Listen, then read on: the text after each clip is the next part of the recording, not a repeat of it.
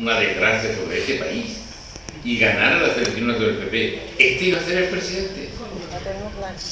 Yo si ocurriera eso, que creo que no va a ocurrir, pero si ganaran ellos, ganara el PP, yo haría una moción en el Parlamento para que el presidente no fuera él, que fuera el que le ha hecho los papeles.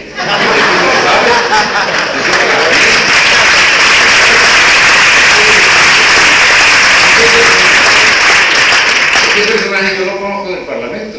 En el Congreso siempre sale y cuando le toca dar un discurso saca los papeles y lo lee. Esto lo hacen muchos. Llega un discurso, pues lee el discurso, se lo ha preparado, él o quien sea, yo creo que por lo que he visto se lo ha preparado otro. Pero cuando luego llega el debate, la réplica, sale la réplica escrita a máquina también. Le replica lo que le ha dicho el presidente del gobierno escrito a máquina. Y usted, ¿cómo sabe lo que le va a decir el otro?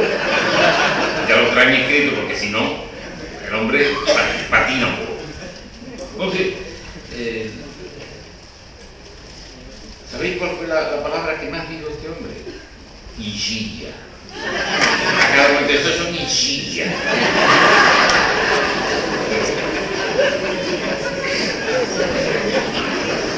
Es muy difícil estar tranquilo con la posibilidad de que un indocumentado puede llegar a la presidencia del gobierno. Eso es gravísimo, eso a mí me parece fatal. Y entonces, del debate se sacaron algunas conclusiones. Rubalcaba le insistía y el otro decimos por aquí, pero usted dice, pero bueno, dígame usted qué va a hacer con esto, con lo otro. Pero claro, resulta que Rubalcaba se había estudiado los papeles, pero se había estudiado hasta los del PP. El programa del PP se lo sabía. Claro, el Rajoy no se sabía los del PP, se va a saber los del PSOE. No se sabía los del... Eso dice, sí, la página 100 dice, ya, no, yo no sé en qué página decía. No lo ha mirado, no lo ha visto, tío.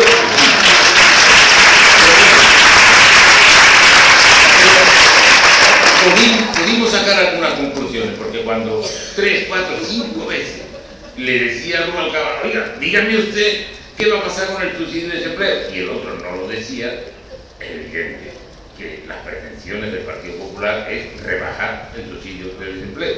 Se le escapan los monosabios, eso que tiene alrededor, se le escapan las cosas que no quiere decir este, ¿no? Y el otro día dijo uno de ellos, no me acuerdo cuál, dijo que si un subsidio mínimo y universal para todos, o sea que 200 euros, 150 euros, una cosa así. Bueno, esa conclusión la sacamos. Sacamos también la conclusión de que no quiere que las pequeñas empresas estén afectadas por los convenios colectivos del sector, los convenios colectivos de provincia, de región o nacionales, sino que eso los saque fuera y claro, los deja completamente perdidos a esos trabajadores, 4 o 5 trabajadores en una empresa. ¿Qué fuerza tienen para cambiar la voluntad del empresario?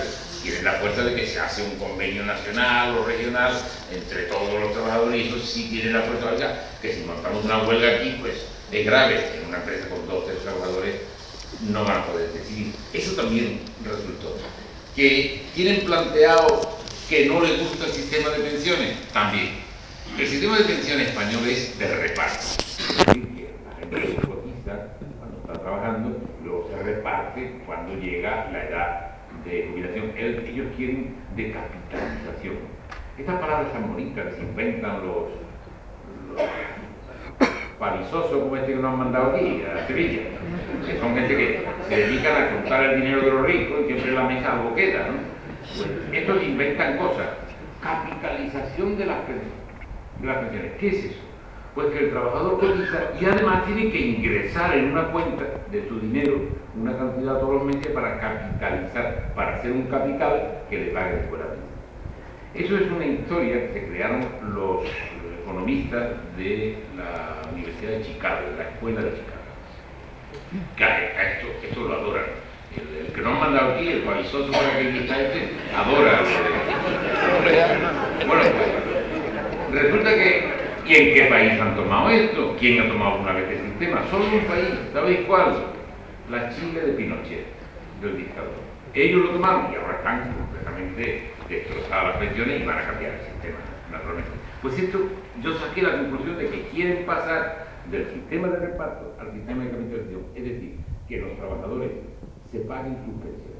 Y el que ponga poco dinero tendrá muy poco dinero de pensión, y el que ponga mucho, porque puede, tendrá una pensión alta.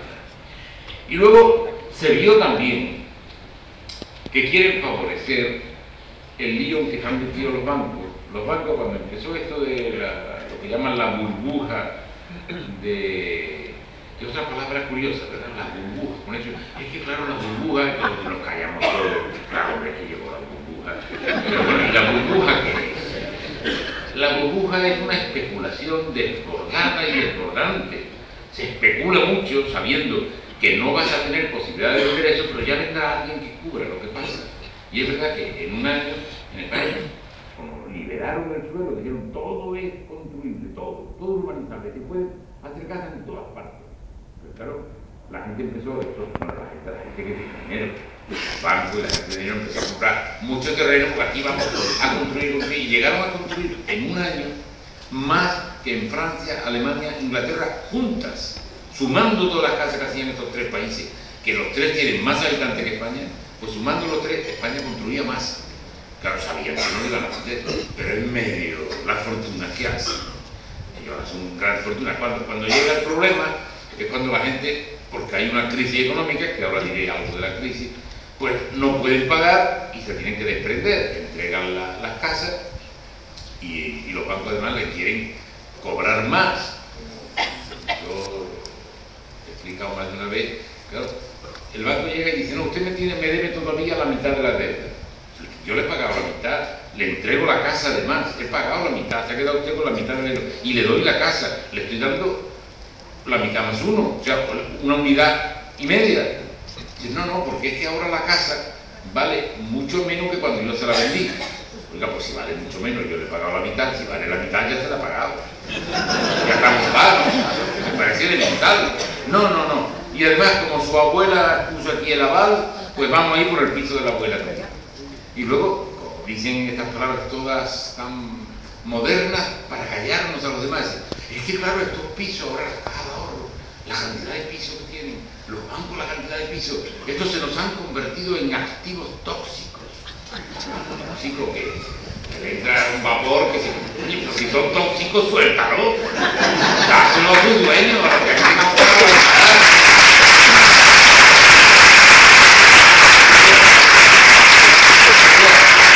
No me puede pagar, yo me los quedo, pero me molestan, que me los pague alguien, y le piden al Estado, y parece que del debate del otro día, yo deduzco que estos señores, si ganaran, iban a pagar eso, aparte de los tóxicos estos, para quitarle los tóxicos del medio, solo van a pagar ellos, no sé qué van a hacer después por los pisos, lo sencillo. Mira, en política, lo importante es el sentido común, no la teoría, cada uno tiene el derecho a tener la teoría que quiera, yo respeto muchísimo que la derecha defienda lo que quiera, que cada grupo defienda lo que quiera, yo lo respeto. Decía Voltaire que él daría su vida para que sus enemigos pudieran defender lo contrario de lo que él defendía. Yo no soy tan generoso como Voltaire. Yo daría la mitad de mi vida para que los otros puedan defender lo que quieren defender. La otra mitad la necesito para luchar para que nunca lo consigan.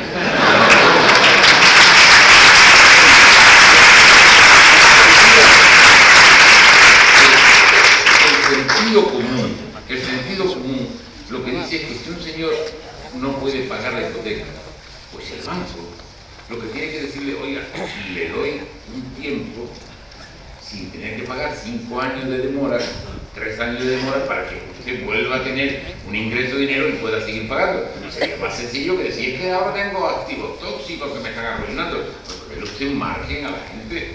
Eso es el sentido común.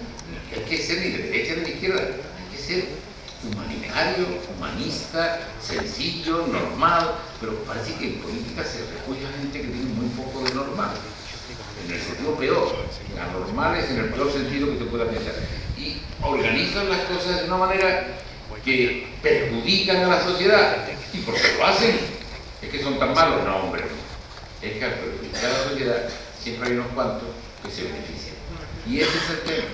Que siempre hay unos pocos que se benefician. ¿Y por qué en Madrid están empeñados, que gobierna el PP, están empeñados en que los estudiantes vayan todos a la privada y no a la pública? Porque hay gente que gana dinero. Porque antes, cuando empezó en Madrid la señora que gobierna, y que a mí no me gusta, ya sabéis, los nombres no me gusta decirlo porque A ver si se estropea la noche, te ponen a llover, la cosa del gafe. Entonces, la señora marquesa, para entenderlo, es marquesa, ¿eh? No me lo invento yo, condesa o duquesa, uno de esos era. Hay que ver lo mal que se usa la palabra, voy a decir de la nobleza. ¿Cómo de la nobleza? La nobleza está aquí. La nobleza está la gente.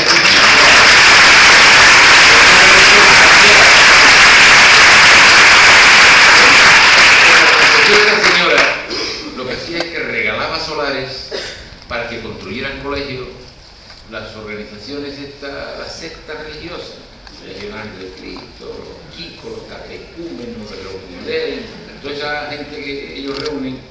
Vamos, es que la misma consejera de educación es de una de estas sectas, pertenece a Comunión y Liberación, quien tiene que garantizar la educación neutral de los estudiantes. La propia consejera pertenece a una secta religiosa, que es una cosa como, si no delictiva, criminal.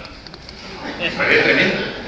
Bueno, pues antes le regalaban los solares, le facilitaba, oye, que los vamos a hacer de grabaciones a los que vayan a ese colegio y tal.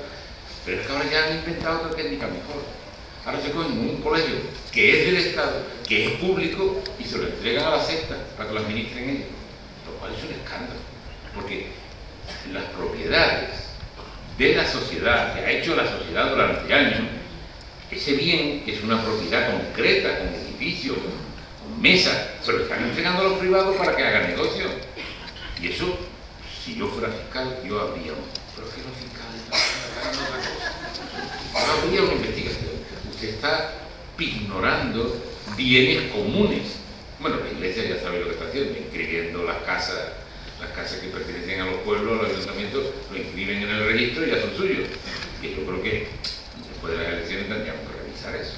Que dar un repasito a ver todo lo que se ha inscrito para desinscribir.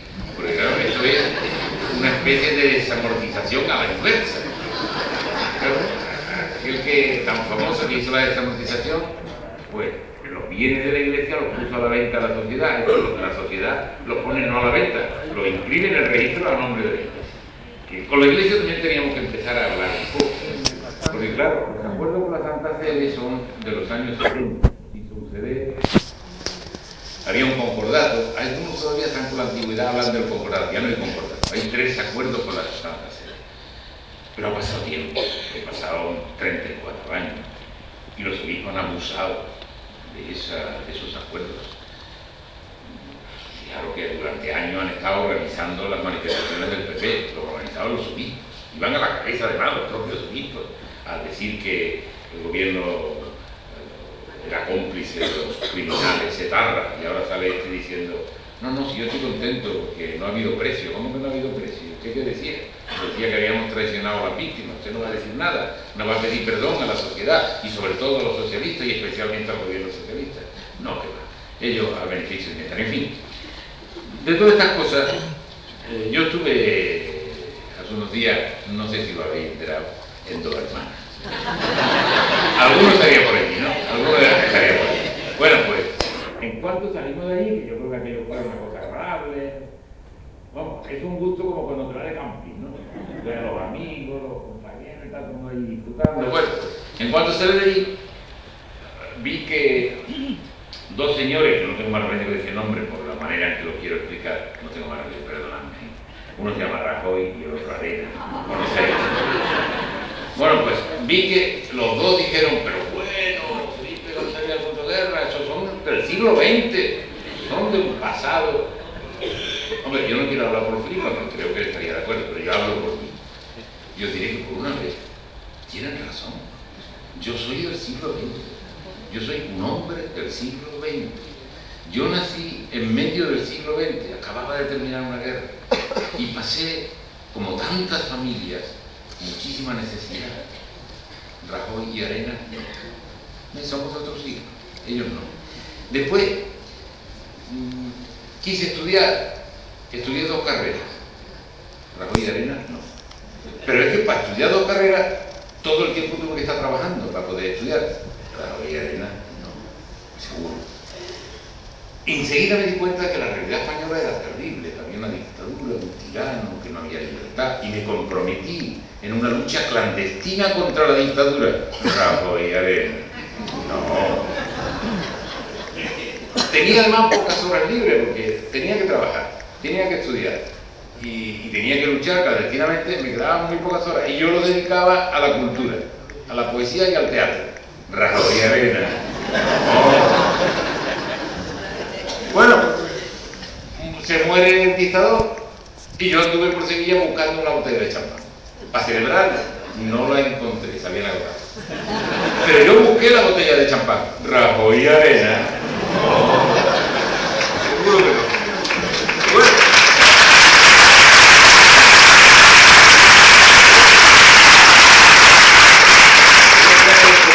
Hay un poco más todavía, porque luego decidimos que había que hacer una transición de la dictadura a la democracia, muerto el dictador.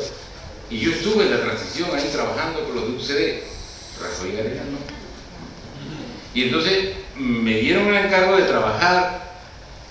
Trabajamos de día y de noche, madrugadas enteras durante meses, para elaborar una constitución democrática para España. Yo estuve ahí redactando la constitución. Rajoy Arena no. Estaban en contra, estaban en otro siglo, ¿sí? Claro, después me presenté a diputado. Y entonces gané 10 veces. Rajoy Arena no. Que no. Bueno, ganamos en el 82, fui al gobierno y tal, y entonces se me ocurrió al gobierno, y yo lo defendí a capa y espada, que España necesitaba modernidad, por ejemplo, tren de alta velocidad. Y todos querían, incluso en el gobierno, para Barcelona, para Bilbao. Hombre, para Sevilla, hombre, para Sevilla. Si lo hacemos para Sevilla, ya pelearéis después para que esté para arriba. Pero si lo hacemos para arriba, no estoy seguro de que lo hagamos para Sevilla. Bueno, yo vine a presentarlo a Sevilla. Yo vine al Ayuntamiento de Sevilla, di una rueda de prensa, había periodistas y los concejales de otros partidos. Y estaba un señor que se llamaba Javier Arena. Y me dijo, pero ustedes están locos. Este es un proyecto faraónico para hacer un trenecito de feria que irá siempre vacío. Cuando lo hicimos, los primeros días, yendo para Madrid, yo me encuentro al mismo señor. Digo, oye, ¿qué te parece el tren? Una maravilla. Y yo, ¿qué hago? Entonces, yo peleé por el AVE. Rajoy y Arena, no lo querían, lo rechazaban. Yo peleé por la ESCO que fuera en Sevilla. Y ellos dijeron que había que abandonar el proyecto. Yo peleé por esa exposición que cambió mucha infraestructura de Sevilla. Rajoy y Arena, no. Y así hay más cosas, porque en el 82 llego yo al gobierno, siglo XX, y veo que hay 6 millones de personas que no tienen ningún derecho ni a médicos, ni a medicina, ni a hospitales, ni nada. Enseguida el gobierno tiene que arreglarlo de una vez. 6 millones para dentro de la ciudad. 6 millones. Rajoy y Arena, no lo hicieron. Vimos también que había 1,5 millones de niños que no tenían puestos escolares. Uno de ellos, uno de estos pavos, vino por aquí, para Carmona, se asomó allí y dijo, oh, qué vistas, soy ricos en vistas, en panorámicas. Y le dijo uno de ellos, sí, pero tenemos un problema aquí porque nos faltan puestos escolares. ¿Cuánto tal? Le dijo. Entonces dio un discurso ahí, uno de los pavos estos de la derecha, y dice, ya sé que tenéis aquí un problema, os sobran 40 niños. No, hijo, no, faltaban 40 pupitres.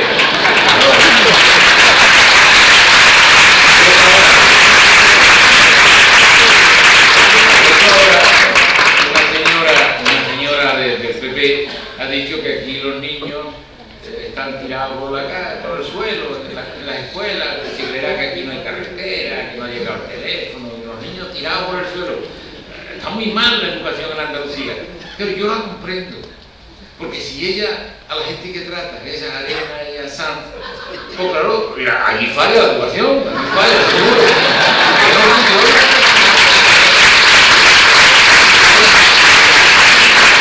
Pues yo hice que de una vez ese 1,5 millones tuvieran puestos escolares. Rajoy y Arena no. Después había 3,5 millones de personas que no tenían pensiones, ninguna pensión, ningún ingreso, mayores 3,5 millones. ¿Por qué? Pues porque no habían trabajado nunca, no habían cotizado, o habían trabajado, habían cotizado, pero el empresario cogía la cotización y no le ingresaba la seguridad social. La época de la dictadura, claro. Entonces dijimos, oye, hay que dar unas pensiones no contributivas al que no ha contribuido o no le contabilizaron lo que contribuyó, y creamos 3,5 millones. Rajoy y Arena, no. Todo esto es siglo XX.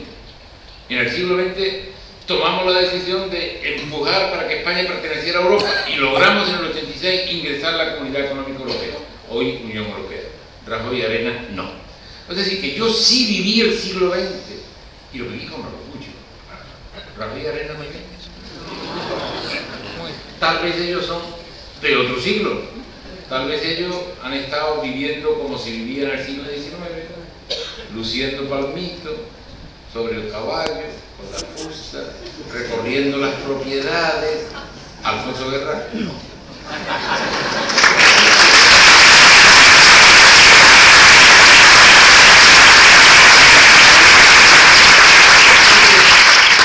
Estamos en...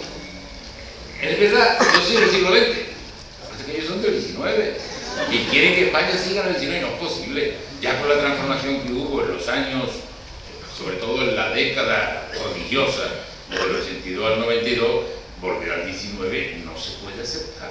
Yo no creo que la gente lo acepte, y una manera de no aceptarlo es no solo no votar a estos pavos, porque aquí yo creo que aquí no vota nadie un pavo de estos, ni en Navidad, vamos. No, pero el problema no es ese. El problema no es que la gente sensata no vote al PP, no. El problema es que el PP, sin aumentar un voto de los que tiene de su gente, puede ganar las elecciones. ¿Por qué? Porque los de izquierda deciden que no van a votar. ¿Por qué lo deciden? Por lo que quieren. Porque se han enfadado con esto, por lo otro, porque tienen razón para enfadarse, porque hay razones para enfadarse, y entonces deciden que es mejor no ir a votar, y no ir a votar es votar por el PP. En Sevilla, fijaros que en Sevilla, en las últimas elecciones legislativas, el Partido Socialista le sacó al Partido Popular 27 puntos.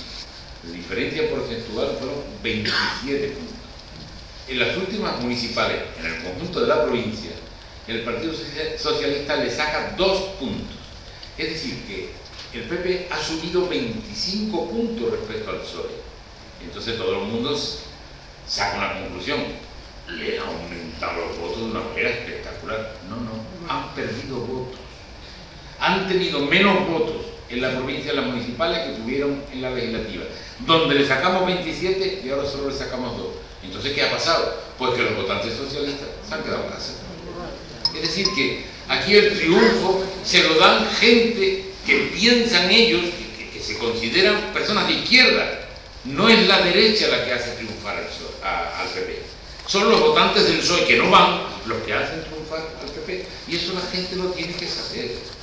Y vosotros que estáis aquí escuchándonos, pues moralmente sois como agentes electorales que tenéis un compromiso ético, que es hacérselo saber a la gente, compañeros, amigos, a familiares, a la gente con la que vais al Betis o al Sevilla, de todo hay en la Viña del Señor. Tenéis que decirlo, porque es que es muy importante, porque el mundo está cambiando muchísimo y está cambiando en perjuicio de las sociedades, de los pueblos, en perjuicio de... Yo no sé si tenéis ganas de que yo esté mucho tiempo hablando. Me ocurre hacer historia, vamos a ver. Veas, compañeros, en Europa hubo 2 guerras mundiales, en 1914 y en 1930. 2 guerras mundiales y en medio de la Guerra Civil Española, que era como el introito, era como la entrada de la Guerra Mundial, que era la lucha contra el fascismo, que aquí luchaba contra la República, y la lucha contra el fascismo alemán y italiano, que había ayudado al fascismo. Bueno, pues cuando acaba la guerra, los dirigentes del mundo entero, sobre todo los 5 grandes países que habían sido aliados contra el nazismo alemán, se reúnen y dicen, hombre, llevamos 2 guerras mundiales en 30 años. En estas 2 guerras mundiales han muerto 70 millones de personas, 70 millones de europeos mueren en esas 2 guerras, en un plazo cortísimo. Esto tenemos que poner algún remedio. Y entonces crean instituciones para poner remedio. Y una de las que crean es las Naciones Unidas. Se llamaba entonces Sociedad de Naciones, la ONU, donde ustedes van a arreglar los temas diplomáticamente en lugar de hacer guerra. Y se crea la Naciones Unidas. Y dije, pero hay un motivo también para la guerra, y es la diferencia de situación social, de economía de unos pueblos y otros. Tenemos que acercar un poco, reducir la diferencia que hay entre unos y otros, y se crea el Banco Mundial, el Fondo Monetario Internacional. ¿Cuál es el balance a día de hoy de todo aquello que era extraordinariamente positivo? El balance, después de estos años, de los 45 aquí, no es un buen balance, no lo es. Porque sabéis que en Naciones Unidas se organiza para que aquellos 5 aliados tengan una predominancia sobre el conjunto del mundo. Y el mundo ha cambiado muchísimo. Y siguen siendo esos 5 porque tienen en el Consejo de Seguridad, cada uno de los 5 tienen un puesto permanente y tienen derecho a veto. Y cuando hay cosas que son clarísimas, que de los 190 países hay 189 que dicen que hay que hacer esto, hay uno que dice que no y no se hace. Ahora mismo tenemos al sirio que ha matado 3.500 personas por ir a la calle a pedir pan y libertad, y los mata con los cañones y los mata 3.500. Se intenta en Naciones Unidas condenar y establecer alguna sanción. Bueno, y hay 2 países que dicen que no, Rusia y China. Y como dicen que no, pues nadie ni siquiera plantea el tema porque no va a salir. Y hay otro caso, Israel, que está utilizando una técnica totalmente invasora de los territorios de los palestinos, y se presenta en Naciones Unidas, y hay un país, los Estados Unidos, que dice que no, y como tiene derecho a veto, eso no funciona. Naciones Unidas tiene que cambiar, va a cambiar, porque la marea de los pueblos va a hacer que cambie. Y el Banco Mundial y el Fondo Monetario estaban hechos para reducir las diferencias. ¿Han reducido mucho? No, no, han ampliado. Cada vez están más distantes. Entonces, ¿para qué están estas empresas? Si fueran una tienda, un negocio, había que cerrarlo. Han hecho lo contrario de la misión que se les encargó. ¿Por qué? Pues porque se ha ido acumulando el dinero cada vez en una franja más estrecha de la humanidad. Cada vez son menos personas los que tienen más bien. El caso espectacular de este año, del último año, es que 27 personas, o sea, 2 filas de aquí, 27 personas, tienen la misma cantidad que los presupuestos de los 53 países más pobres del mundo. Bueno, son los más pobres, sí, pero ahí viven más de 1.000 millones de personas. Es decir, que 27 personas que se reúnen en una sala tienen la misma cantidad de bienes, de riqueza, de poderío que 1.000 millones de personas. ¿Hasta cuándo se puede sostener esto? ¿Hasta cuándo? Entonces, cuando dicen, no, si el socialismo ya no tiene tarea, si ya triunfó el capitalismo, ¿pero qué dice? Más que nunca, porque la población ha aumentado tanto, ya somos 7.000 millones.